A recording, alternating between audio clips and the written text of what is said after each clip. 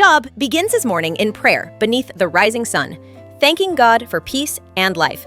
He walks among his camels and sheep with a gentle smile, unaware that trial draws near. In heaven, angels gather around the radiant throne as Satan approaches the Almighty. Satan points toward the earth, questioning whether Job's faith is true or born of blessing. A messenger runs through the dust, bringing news that Job's servants and herds are destroyed. Another arrives breathless, crying that Job's children have died as their house collapsed in a storm. Job tears his robe and bows to the ground, worshiping through tears, declaring the Lord gives and takes away. In heaven again, Satan requests to strike Job's body, and God permits the test but forbids his death. Covered in sores, Job sits on ashes outside his tent, scraping his skin while his wife weeps nearby. 3 friends approach from afar, shocked by his suffering under the desert sun. For 7 days, they sit beside him in silence beneath the pale moonlight.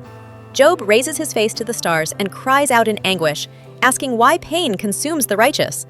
Eliphaz speaks with lifted hands, insisting that no one suffers without reason.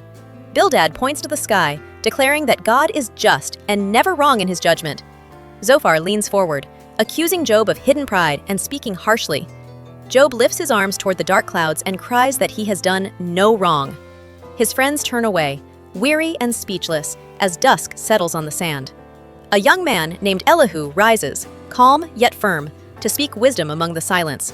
He tells them that God speaks through suffering to teach and purify the heart. Thunder rumbles as a storm forms on the horizon. Job looks up as the wind begins to howl. Out of the whirlwind, light bursts forth. God's presence fills the desert sky. Job shields his eyes as the divine voice echoes, asking if he knows the power of creation.